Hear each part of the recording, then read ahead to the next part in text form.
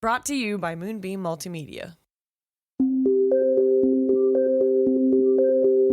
This is 16 to 1, a podcast about education, teaching, and learning.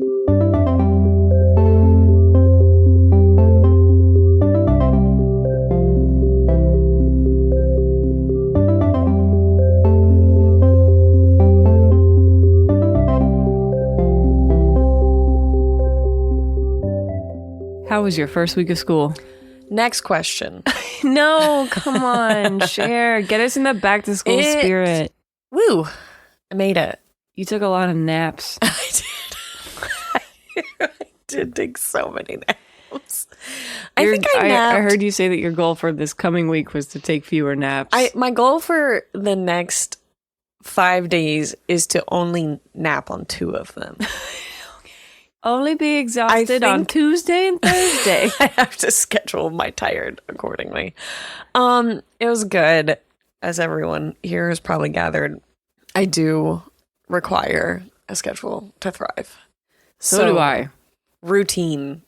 It's been good for me to have my routine back. Unfortunately, my routine has not worked in sleep yet. Yeah. That will be the missing piece. What do you tell students like me who need both routine and novelty? Because I get bored if I have too much routine, but also my life falls apart if I don't have enough routine. Good luck. You need like scheduled recess. Yeah, well, yeah. Scheduled recess. Just schedule recess. I think we should just advocate for recess for adults in the workplace. Oh, please don't. Where I'll never make a decision on what I should do with my free time. Okay, so week 1 went pretty well. It did. We tried a new freshman staggered start this year, which was where on the first day where we normally have all students, we only had freshmen, in an attempt to help build some connections and make them feel more comfortable. Is the thought there that they're going to be less intimidated if the upperclassmen aren't around? Okay. Yes, because there aren't as many upperclassmen there. Like, we have some there still. Student leaders and stuff like that. Yeah, that's so interesting. Were upperclassmen intimidating to you as a high schooler? Yes and no, but the reason that I think my transition to high school was easy was because I was already in marching band and I was already in volleyball. Okay, because I was about to say that it was upperclassmen that eased the transition for me, but that is because I was in music groups. Right. I was in music groups before we got there. So. Yeah, and like marching band started like the last week of July. So like I had known these people for nearly a month by the time that we, and volleyball helped too, obviously. The string group that I was in had a camp in summer. Yeah. And that was before school started. So I think for kids that have community, it's not so bad because they've been in the high school, they've been, whatever. But it is a hard transition for kids who aren't necessarily already involved in something. And, even if like they play baseball, like they haven't made those connections yet, So I think that like a lot of our fall sports and musicians and stuff like that start off connected and kind of built in already. But the rest of our kids really don't. And also there's just a lot of change that happens in high school, like the way that our lunchroom runs, for example. How our bell system works, things like that. So it's a big shift. And the high school that I work in, it's old in that it's been added on to a lot. So it's kind of a Frankenstein of a building. It is labyrinthine. Our class numbers don't make sense. So I feel like giving the kids a chance to go through, meet their teachers, they knew who to ask for help, things like that. It went really well. And I hope we get to keep doing it. And the feedback that we got from them was that they felt more comfortable for day 2. I mean, some of them are still lost, but they're freshmen. They'll be lost for like 2 more months.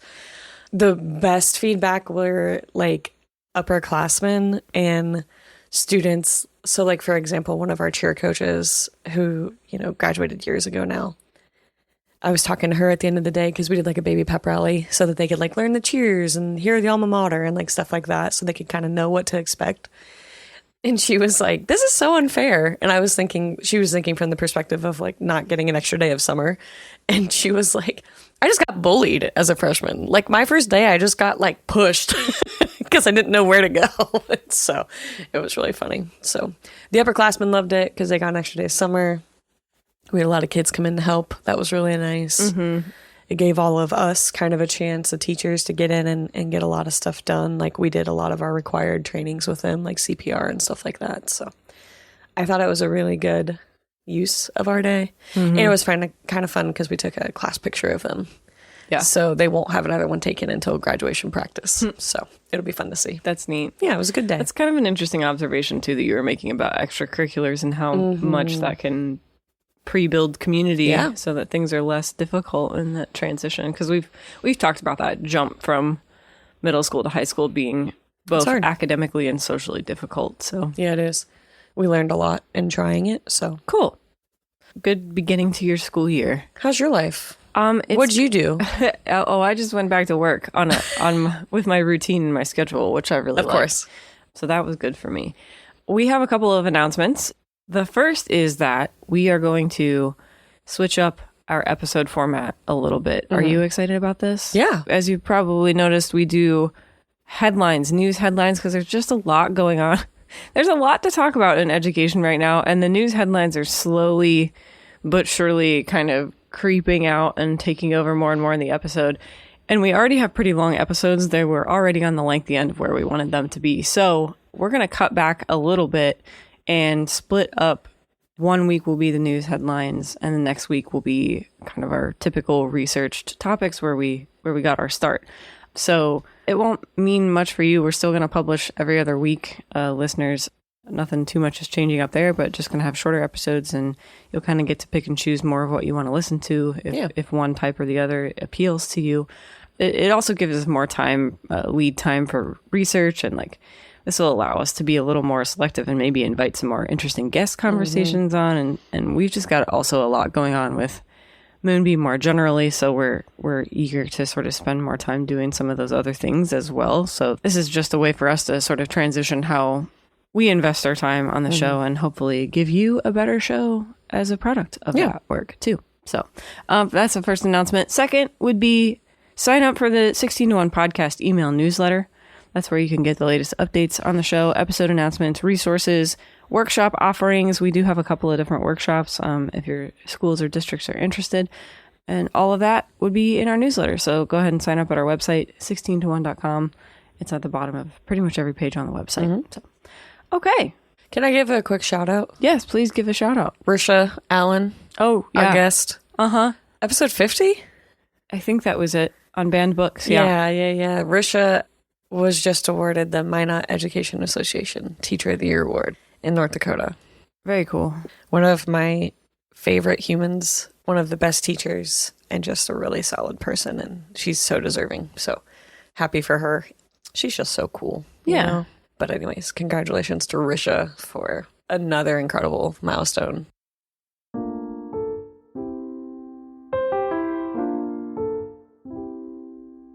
This is where we compile and analyze the most compelling stories and research from around the world about all things learning, teaching, leading in schools, and other educational organizations. As always, we will stick all of our sources for these stories in the show notes. You can find those on our website at 16to1.com/archives. Here we go. So our first story, this is going to sound like a repeat because by golly, we were reporting the exact same thing around this time last year, but multiple times throughout last year. Yes. The free application for federal student aid is once again majorly delayed. On August 7th, the U.S. Department of Education announced a rollout process for the 2025-26 form that included an October 1 date for limited testing of the new form. I don't know if it's new from last year or just slightly improved from the chaos of last year, but anyway, they're testing starting October 1st, and the full application is set to open to all students on December 1st, 2024, which is 2 months later than the typical release date for the application. FAFSA processing delays caused many colleges and universities to have chaotic admission cycles in the 23-24 school year. This process eventually led to Secretary of Education Miguel Cardona responding to concerns in a congressional hearing. We talked about some of those, I think, on the pod. Despite reassurances that the Ed Department was working around the clock to fix the FAFSA rollout, here we are for take 2 of the chaos. This will be so easy. Teaching seniors. I can't wait to do this again. Really disappointed. I mean, you? I just, well, yeah. I mean, No, you can be. I'm just sitting here remembering all 22 seniors I have enrolled, and I'm disappointed because of the huge headache this is going to cause for educators and students families. It baffles me that this is, for some reason, this hard and is taking this long to get right. It tells me that they don't have the people in place working on this who should be working on this. I mean, yeah, but they kind of they at least fixed that. It took less than that's true. It was a quicker turnaround. Yeah. I don't know. It just kind of is an embarrassment to me, and it indicates that we're not properly resourcing education. Mm-hmm. Maybe we should stop defunding it. Okay, what's our second headline for the week? Here we go. A federal appeals court has allowed an Iowa law that bans books with sexual content from K through 12 school libraries and restricts instruction on sexual orientation and gender identity before 7th grade to take effect. This overturns a previous injunction that had paused the law, signed by Republican Governor Kim Reynolds in 2023. A lower court had blocked the law late last year, stating it likely violated free speech rights, but the recent appellate court ruling has reversed that decision, allowing the law to take effect while legal proceedings continue. And they will likely continue. The ruling judge allowed for the possibility of a new injunction built on the back of a different legal standard. Mm-hmm. So schools across Iowa are now grappling with the law's implementation, which has already led to the removal of numerous books from school libraries, including some literary classics. Yep. We'll keep an eye on Iowa and see what's going on there. I love that there's a process. What I don't love is the negative impacts that can occur, and that's what injunctions are supposed to be for, right? But the negative impacts of egregious laws that happen in the meantime while the court system works it out. Yeah. I also hate that it's really hard to exercise one's legal recourses unless you are well equipped with the money to mount a court case. The things that fall through the cracks while the system of justice operates in this country, that's what I get frustrated by. Yeah. But all right. So last story. This is again a follow-up. Just 2 weeks ago, we discussed University of Florida president and former Nebraska Senator Ben Sasse. He announced his resignation from the university presidency, a move that would allow him to spend more time caring for his family and his wife, who grapples with a number of health problems related to a stroke she suffered a few years ago. So since then, there have been several developments. The University of Florida's student newspaper, the Independent Florida Alligator, reported that Sasse may have been forced out over escalating tensions with the university's board chairman. Admins and donors spoke to the Alligator on the condition of anonymity. Yikes. Sounds pretty messy. That's not good. The university's former president, Kent Fuchs, has stepped back in. He's going to serve as interim president now. He's trying to sort of smooth over these bumps and ease tensions. Imagine coming back after you've been replaced. It was really funny. He's like, well, I know what I'm doing since I've already done it. So now I'm back. Hello. Hi, it's me. There are politicians and officials in Florida of various offices and parties, including Ron DeSantis and Matt Gaetz. They are calling for investigations into Sasse's tenure. Questions about his office's spending have come to light. How long did this run last for him? 2 years? Not 2 years. Maybe a little more than a year. Okay. Maybe it wasn't that long. Okay. For his part, Sasse has responded to the increased chatter around his budgetary choices. He highlighted that his choices had the sign-off of the university's board of trustees. Okay. Well, Ben, it was a good run. The president's office did see quite an increase in spending. I cannot remember the exact numbers, but it was some order of magnitude more spending than it had previously done. But he said, hey, you hired me to be a transformational education administrator, and here I am making the hiring decisions that I need to carry out that task. So what's Ben doing now? He was, other than being audited, continue as emeritus president and faculty. I think he's going to teach on the faculty. I think that was the plan. But I don't know. Yeah. Well, he's having a month. We'll come back to Florida and Iowa. I'm sure this will pop back up again. But yeah, I just felt that we needed to maybe follow, because when we were talking about it last time, we didn't have a ton of details. No, it was just like, I'm resigning. Mm-hmm.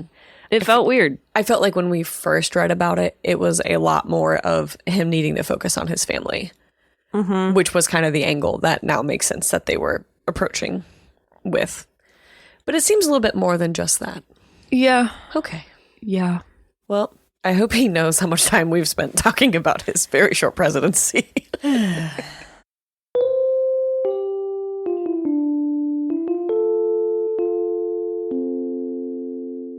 What are we talking about this week? Social learning theory. Social learning theory? So casual for an episode after my brain has been fried in mercury was in the microwave all week. Oh, I'm so sorry. Whew. It felt a lot like thinking about thinking. It is thinking about thinking. Isn't my favorite thing. Well, I love and that's thinking about something thinking. you do for fun. It is true. That's an exercise you enjoy. And when I start doing it, it's dusty. And there's smoke. Well, here's a way into this. Okay. You've probably heard people arguing about whether or not things like cartoons and video games make kids violent. Mm-hmm. Have you not? Okay. I have. As it so happens, you are listening to a debate about social learning theory. Mm-hmm. Yes. So in psychology and educational psychology, social learning theory is sort of an attempt to explain our behaviors and how we learn to act as products of observation and imitation of others. Some of this conversation is definitely going to be a little familiar from our discussion of Skinner a couple of episodes ago. Yeah. But social learning theory kind of stands at the intersection of this behaviorist approach, the Skinner approach, which was focused on observable behaviors, obviously. Yeah. And then more modern cognitive approaches to psychology. So that's focused on things like perception, memory, internalized thinking processes. So we have, coming into this, Skinner's ultimately very deterministic model that would have understood us and our behavior as like input-output stimulus-response machines. And then social learning theory comes along to sort of emphasize the human mind's role as a processor of information.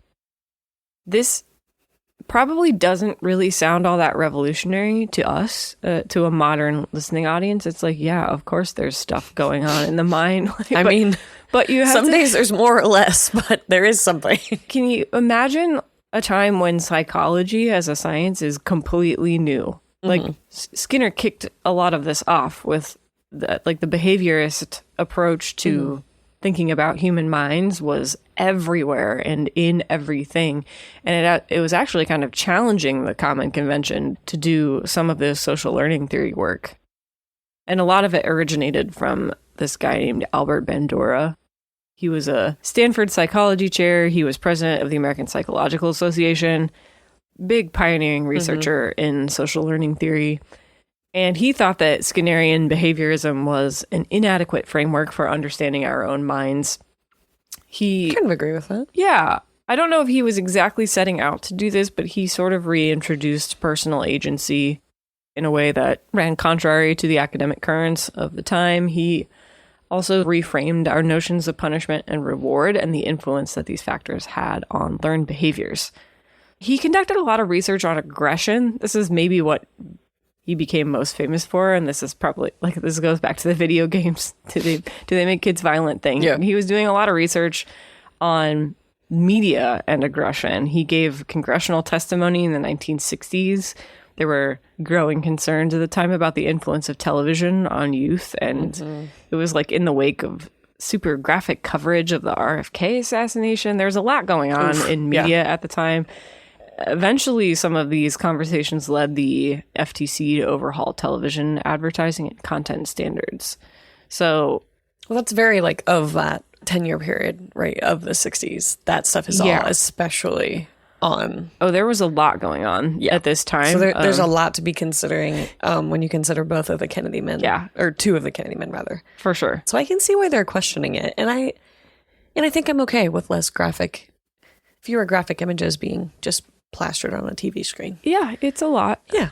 And then in 1977, he published groundbreaking theory and research on the impact of cognitive processes on self-efficacy. He also showed that our own perception of our degree of self-efficacy can impact our performance. Okay. So, like, our thoughts about how effectively we think we can do something It impacts how well we do it. Yes. I am an Olympic swimmer. I will. Okay. I will become There you Michael go. Phelps. The power of positive thinking. I am Simone Biles, and I can do... No, I can't. So there are a couple of other key figures here. This is a non-exhaustive list. Okay. Yeah, who else was kind of in this Okay. conversation at the time? Well, the first one was a former Ohio State faculty member. Yes. So this is Julian Rotter, the social learning theorist who developed the concept of locus of control. Rotter was also an APA president, and the locus of control measured by an assessment tool known as the IE scale, which explored how individuals perceive their degree of control. I think it's like internal, external scale. I think that's what that stands for. It just explores how individuals perceive their degree of control over what's happening in their life, different events. So Rotter worked at Ohio State and then UConn, University of Connecticut, and he published Social Learning and Clinical Psychology in 1954, which is considered one of the founding documents of what he called the SLT. Social learning theory. Yep. We have Neil Miller, who was a psychologist and a learning theorist, and John Dollard, who was a sociologist. They were collaborators who introduced the concept of drive reduction and attachment theory. So we form attachments because of drive cues, responses, and reinforcements. And they were among the first working to integrate behavioral and social approaches to learning. Yeah. The next guy, Walter Mischel, he's the man behind the marshmallow test. And that study delayed gratification in children. So this would examine their self-control, their willpower, and their trust. And it highlighted the impact of the situational context on human behavior. Have you heard of the marshmallow experiment? It was definitely an education textbook. This is one that I was like, yes. And the last one, Richard Walters. He collaborated closely with Albert Bandura and co-authored several foundational works on the social learning theory. And his research focused on the imitation of aggressive behaviors and adolescent aggression. Okay. Say less, Walter. Say less. So let's talk about some of the core concepts of social learning theory. If you're trying to become a classroom teacher, you will probably learn about social learning theory at some point. It's a way of understanding learning and behavior acquisition. So SLT posits that learning occurs not only through direct reinforcement or punishment, but also through observation, imitation, and the interpretation of social cues, emphasizing the role of cognitive factors such as attention, memory, and motivation in the learning process. A lot of these guys are the intellectual descendants of B.F. Skinner, and they decided that behaviorism might work to explain the behavior of rats and pigeons, but maybe not so much the complex learning behaviors of human beings. What are we if not big pigeons, you know? We are just big pigeons in a Skinner box. Okay. So another core concept is just observational learning. So the process of learning happens through watching and or imitating others. It involves key components, so attention, noticing the behavior, the retention and the memory, the reproduction or the initiation of motor processes to physically and mentally replicate the action, and then the motivation. So what's your reason to imitate whatever the behavior was, or what are you trying to get out of it or recreate or benefit from it? Then modeling the concept of real people, so like parents, teachers, peers, or even symbolic figures, so characters in books, movies, or TV. Modeling refers to the process of observing and imitating a model's behavior. It involves learning by example, where the observer internalizes and replicates the actions, attitudes, or emotional responses of a model, often influenced by the observed consequences of a model's behavior. Then there's self-efficacy. We already talked about this one a little bit, but it's your belief in the ability to be successful in whatever task you're trying to perform or in whatever behavior you're trying to mimic. It's a critical cognitive component of SLT because it influences whether a person will attempt to learn or perform a behavior, how much effort they'll expend on it, and how persistent they'll be in the face of it. When learners are given tools to enhance self-efficacy, they tend to be more effective as learners. And so that was seen in like the marshmallow experiment. And for those students who were given tips about how to resist the temptation or were not given those tips. Some of the stuff I was reading about the marshmallow experiment said that it maybe in its initial reporting tended to downplay how important it was that the students, well, I guess they were students, the young people in that experiment, it downplayed how important it was that they got tips about how to resist temptation. Because otherwise they were thinking about... I think it was just saying like, hey, there's a lot to be said for being equipped to be effective. I mean, it's no different than like everything that we experience as humans, which is like, you know, as soon as something happens, you start paying attention to something more clearly, or you don't have to go to the restroom until there's not a restroom near you, or whatever. Like, it's those little mind games that can occur for you. Last main feature here of SLT is the concept of vicarious reinforcement. So this is where an individual observes someone else being rewarded or punished for a behavior that then influences the observer's likelihood of performing that behavior. Instead of learning through direct experience, so like the reward or punishment has to happen to me, the observer learns by seeing the consequences of a model's actions, which can either encourage or discourage the observer from imitating the same behavior. This can be seen in the Bobo Doll experiment, which is a nightmare. Do you want to walk us through that? This is the kind of famous thing that Bandura did. And this is another example of dubiously ethical psychology experiments around this same time. Okay. Well, as we talk about Bobo, I want you to put yourself in one of the groups as well. Okay. So, I thought you were probably going to have a problem with this. I hate this. I've also heard it was maybe called Bozo. This like thing looks like a clown. Yes. I knew that you would probably, if you were tested in the Bobo Doll experiment, you would be an outlier because your aggression toward Bobo would be off the charts. Extreme. By default. Like, you wouldn't require a model. I wouldn't. Okay. There would be I would be the model for everyone else to turn on Bobo. Okay. Here's a little bit about Bobo. So this is a series of controversial studies that were conducted in the early 1960s. The goal was to explore observational learning and its impact on aggressive behaviors in children. So it dealt with kids from 3 to 6 years old, and they were divided into 3 groups. Each group was exposed to a different model. The aggressive model group, that's my group. Okay, children observed an adult behaving aggressively towards this large inflatable clown toy called Bobo. The adult hit it, kicked it, shouted, and so they watched this adult, right, treat this inflatable clown as it deserved to be treated. Next. Okay. We have the non-aggressive model, which is where the children in that group watch an adult interacting with the Bobo doll in a normal way, which was not aggressive. Maybe somebody put you in an aggressive Bobo model group as a child, and they never finding out. And they never desensitized you, and that's why to bring it back. That's why this experiment was unethical, is because it produced a bunch of people like you who will just randomly strike large clowns. I haven't hit one. Okay. In a while. Okay, so sorry. So there's also a control group. And these children did not experience either of those previous models. Okay, got it. So they're just left alone. They're just left alone with Bobo. They're left pleasantly alone. Which is awful. Okay. Okay. So after the observation, all the children were placed in a room with all kinds of toys, but also Bobo. And their behaviors were observed without any of the adults present. Okay. The results showed that the children who were exposed to the aggressive model were significantly more likely to be aggressive towards Bobo. They might mimic the physical and verbal aggression that they had observed, and I think he deserved it. Okay. So in contrast, the children who were in the non-aggressive model and the control group, which experienced neither, right, they were way less likely to show aggressive behavior. And the other thing that this experiment demonstrated was that children were more likely to imitate same-sex models, and that boys exhibited more aggressive behavior than girls. Yeah. See, I really would have been the outlier in this room. This was so interesting to me that it had something to do with gender and observation. Like, kids as young as 3 are already kind of being influenced by gender norms. Yeah.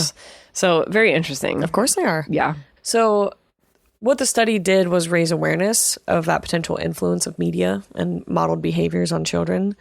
And so it led to a lot of discussions about media violence and its impact on real life behavior. Yeah. It was basically like, oh, if it's on TV, is it going to impact them in the same way? Right. So he did some further studies later on. In 1963, Bandura studied whether it made a difference to use filmed or live models, and whether children could experience catharsis by watching filmed models. So catharsis was another thing here, because there were a lot of people theorizing that, like, oh, maybe watching violent TV and playing violent video games is actually good because it goes through, you go through this process of catharsis where you can, I don't know, deal with your aggressive thoughts somehow, but not in a way that's actually aggressive toward a real thing. And Bandura, the studies that he conducted were like, yeah, then no, that doesn't really happen. There's not this powerful cathartic release of pent-up aggression that happens when you're watching stuff. So there have been plenty of criticisms of the Bobo Doll experiment over the years, as you might imagine. Why? I can't imagine. Some that have sought to replicate its findings, and there have been varying degrees of success there. But also, the experiment in the first place is kind of dubiously ethical. They didn't really receive debriefings or anything like that. So this is kind of like the little Albert experiment where it's like, the stress that you might have experienced as a result of experimental conditions, was that ever contextualized and explained to you? And like were you what was happening? If you were sensitized to something, were you desensitized to it? Those are all interesting questions that apply to this experiment as well. Apparently, there was not much diversity of the subjects of this experiment. They were all from the university daycare, Bandura's university daycare. It was a pretty small sample size. I think it was fewer than 100 subjects. I can't remember exactly how many. There was a lack of longitudinal study. So this next point is the one that I thought of when I read this experiment. I was like, I don't know about that. So there are people who will argue that the children either were or could have been aware that what they were watching was play fighting. So they might have replicated behavior, but they might not have associated it with aggression. Like being mad or angry or something. It's a doll. Right. Yeah. So like, are these children old enough to understand that distinction? That's a good question. They might not have associated the behavior with aggression as such. Well, the alternative is that it's kind of hard to test. Yeah. Because you can't just kick a toddler. No, you can't. You cannot. You definitely cannot. So there have also been other people who have wondered if it's the novelty and lack of familiarity of the Bobo doll that resulted in aggression. Just the fact that there's this big weird thing that an adult has smacked the crap out of. Is it the novelty of that rather than... Well, it probably just violence. looked like fun to do, too. Yeah, that would be my thing, is like, if I were... I'm going to put myself in the shoes of a 3-year-old real quick here. Go on. If I were a 3-year-old watching an adult kick the crap out of a plastic doll, I probably wouldn't think I'm watching violence happen. I would be like, well, this is confusing to watch an adult. This clown had it coming. Yeah, I'm just saying it wouldn't necessarily strike me as I'm in an experiment to measure my aggression response. It would just be like, well, that's a weird thing that adult is doing. I'm going to try it too. That looks like fun. It looks kind of fun. Yeah, I agree with that. Okay. The study's findings did something that was breakthrough at the time, which was demonstrate that people's brains aren't sort of structured like rats' brains are structured in a reward-oriented maze. We're not just like spitting out outputs from a Skinnerian input machine. Okay. Do you know what I think about a lot? What's that? Those pigeons dropping bombs during the war. I think about them more often than I should. They never actually did it, though, remember? The training of the pigeons to drop bombs. Yeah, you can go back and listen to our episode on Skinner if you want to know what she's talking about. But war pigeons. No context. It's war pigeons. Okay, so let's get into some of the applications of social learning theory. I want to hear how you, as a teacher, have absorbed some of these lessons and how you apply some of them and how this comes up in the day-to-day for an educator in K-12. Yeah, I mean, so I actually think that my most important job as a teacher is to model being a decent human. That's like what I rank the highest of everything that I do. It's with how I speak to people or treat people or the things or the acts of service or whatever, right? My firm belief is that if my students see people doing good things, in my head, that's doing a lot of work for them, right? To see us interacting with each other or to help someone or to be kind or to stand up for someone, right? All of these are the behaviors that I'm trying to like instill in them. But I've seen it go like so many ways with students. There have been times where like a kid did something really kind for someone and I was like, oh, here's a sticker for you. And then everyone starts doing it and gets mad when they don't get a sticker. And what I was acknowledging was that this person stepped out of their comfort zone, you just slipped into the punished by rewards context. Yeah, exactly. We talked about that, and when we talked about punishment and reward and Skinner and all of these things, and how we can undercut our goals when the reward takes over as a motivation, right? As a motivating factor. So as far as like in a classroom, there are like 4 components of the SLT, and it's attention, retention, reproduction, and motivation. Every student is going through some level of this. So for the attention, are they observing a behavior? And because learning can only occur if people are paying attention, which is the fight of my life. If we don't have attention, we can't gain retention, the next thing, right? Which is how they know that they remember that a behavior is crucial for whatever reason. And then the reproduction is the ability to perform that behavior in a context that is appropriate. And so I imagine this is really hard with the social pressures of teenagerdom. The reproduction step, maybe they paid attention and maybe they retained information, but maybe they're not willing to reproduce these if they are positive behaviors, maybe academic behaviors or whatever. Maybe they're not willing to reproduce those in a different social context because there are other pressures. And what you're talking about is also like the motivation of it too, because like you have to be willing to reproduce that behavior in whatever the context may be. But of course, like in a teacher's head, you're thinking, no, this was like the model behavior that I was hoping for. And now that they're all behaving in the way that I expected them to from the start, it isn't a reward because this is the expectation. But for a teenager, they're like, well, that's not fair. And in some ways it's not. I think that being a teenager is in a large part working through and coming up with a system for what is fair. Yes. You're defining a social context. You're realizing that fair does not mean necessarily that you get the outcome that you wanted. Yes. And that's hard because like, especially, I don't know, well, you didn't grow up with siblings. So I will just say from my perspective of sibling having fair, it means that in the context of siblings often means that you both get an equal portion of something that you want. Right.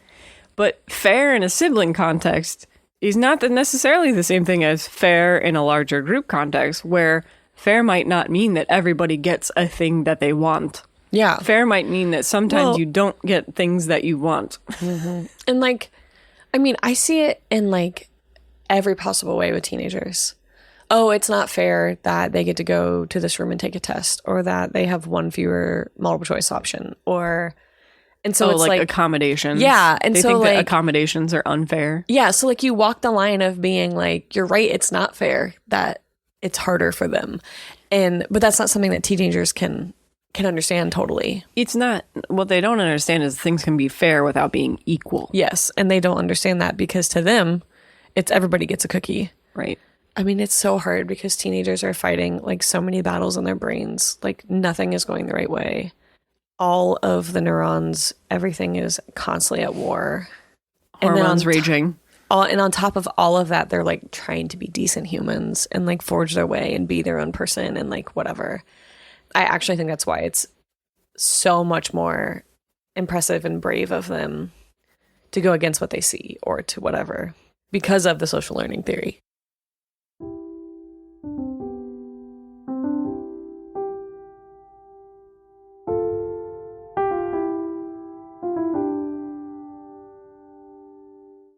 Let's move on to some critiques, limitations, modern developments related to social learning theory. As a framework, SLT is sometimes criticized for placing maybe too much emphasis on environmental influences and observed behaviors, potentially underestimating the role of innate biological factors and individual differences in personality and cognition.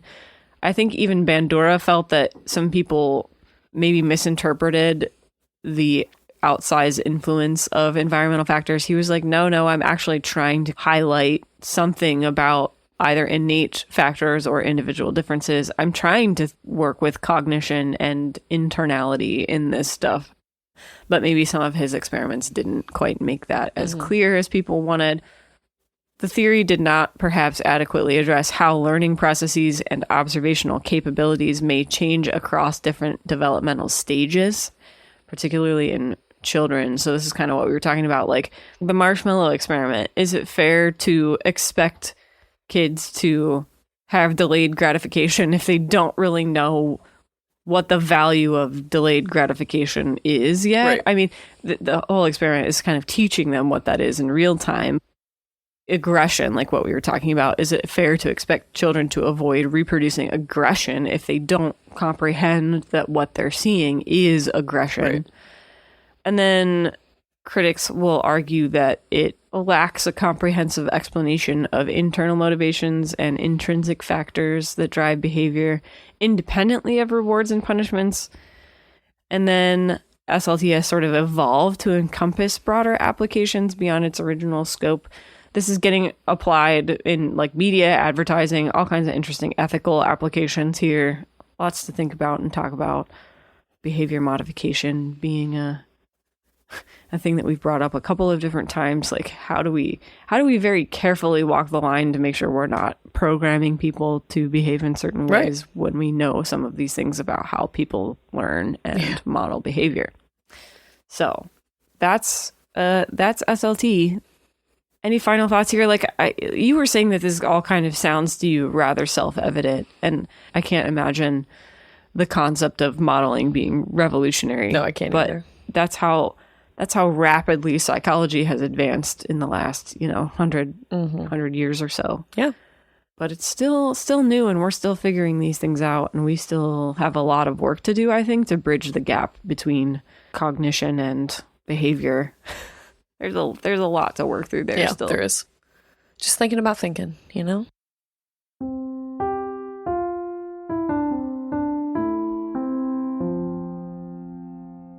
Okay, fill in the blank. Here we go. What was last episode's question? Well, Allison was here with us. Yes. She had recently traveled to Boston. Uh-huh. So this was the question She from saw her. the Smoot Bridge. I was going back through the bridge conversation in my head, and I was laughing quite a bit. Anyways, okay. This is from Allison. So how many libraries are part of Harvard? It's 70. 70? Yes. Just books. Harvard University's campus. Okay. What you got? Founded in January of 2001. Wikipedia changed the way that people learn and research for information online. We have a whole episode on Wikipedia, in fact. Today, there are roughly 250 million hits on Wikipedia pages daily. Who were the two founders of Wikipedia? I know that we mentioned one of these guys in the previous episode on Wikipedia, but not the other, I don't think. I think, yeah. Okay, and what did you learn in the past couple of weeks? I'm going to be useful. Oh, okay. Okay. I learned how to perform the Heimlich on myself. Not because I was choking, but because I saw a video about it. Okay. So I thought I would share with people how to help yourself if you're by yourself and choking. Okay. Which is a fear that I have. Okay. Okay. Number one, you call 911. Oh, while you're choking, you call 911? If you have the ability to call 911, you should. Okay. Just leave the line open. They will send people to help you. Got it. Okay. Okay. The second thing, try and cough as hard as you can. See if that will dislodge whatever's happening to you. Do not put your hands down your mouth, in your mouth, down your throat. Yeah, okay. You could lodge it further. So if you can try and cough as hard as you can, that's a good step. If not, then you use a chair or a countertop to try to throw yourself into. I've seen this before. To free the airway. Yeah, I've seen demonstrations of people using chair backs to try to. Yeah, okay. But you have to be doing it low enough so it's not chest level. It's lower than. Yes. You know what I mean? It's the in between. You're going for that. The last step, if you've somehow made it to step 4 and nothing has worked for you yet, you can make a fist and perform it on yourself, the Heimlich. Okay. But it looks quite complicated to get the angle just right. Okay. So I would probably start with a hard cough and throw yourself onto a chair to save yourself. That's what I learned. I would just like to say that this is a lot of steps to try to remember if you're actively deprived of oxygen. I'm just throwing that out there. Well, a lot of people, when they think they're choking, are actually still getting some oxygen. True. So this is more for the people that still are getting some. Okay. Because if you can make noise, your airway is impacted, but not completely closed off. Got it. If there's no sound, no nothing, then you're in trouble. Then we got something going on. Okay. Do you want to know what I learned? What?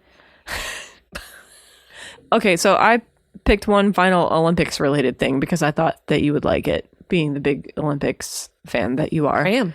So what I learned was that until really quite recently, if you were in the Paralympics and you had an Olympic rings tattoo, you would have to cover it up during competition or risk having your performance or your win voided. Why? Because there was a rule, the Paralympic Committee had a rule against body advertising, and the Olympic rings were considered an advertisement. For the IOC. You couldn't, as a Paralympian, wear Olympic rings because that was advertising for technically a rival organization. But they very, very recently reversed that. So now, if you're a Paralympian, you can have an Olympic rings tattoo and you don't have to cover it up.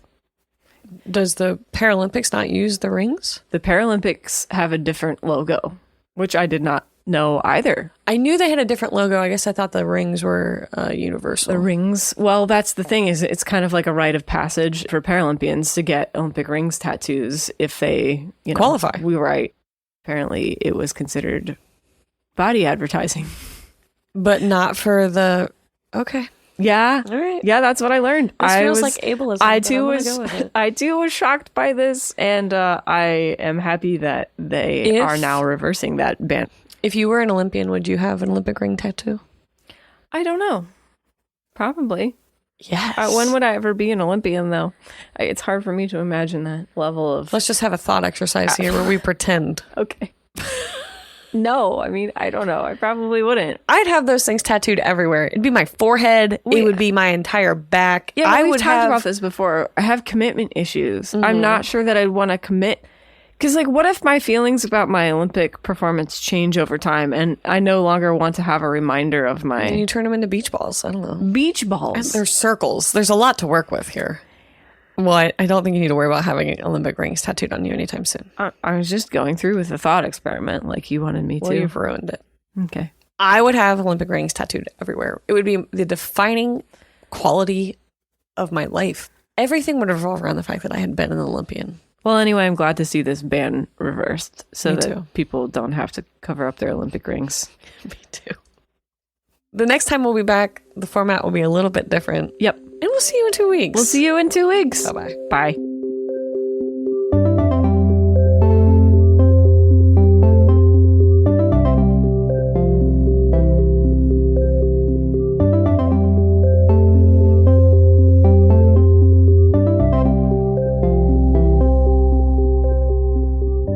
Hey listeners, thanks for supporting 16 to 1. We're your co-hosts. I'm Chelsea Adams. And I'm Katie Day. Find our show notes, archives, and resources, sign up for our newsletter, or get in touch with us via the contact form at 16to1.com, all spelled out. We are so grateful for our listener support. If you enjoyed this episode, please consider subscribing to the show and telling your friends or colleagues about it. The show is edited and produced by you, Chelsea Adams, and you're also responsible for our show's music. And you, Katie Day, serve as lead researcher and social media manager. Thanks again for listening, and we'll catch you next show. This is going to be in the back of my head now, so thanks a lot. I'm going to be watching my kids and trying to analyze the decisions they're making. Watching your pigeons? Yeah, watching my pigeons. Watching your war pigeons? That's what I should call them. My little war pigeons. They're kind of similar. They're about as messy and smelly.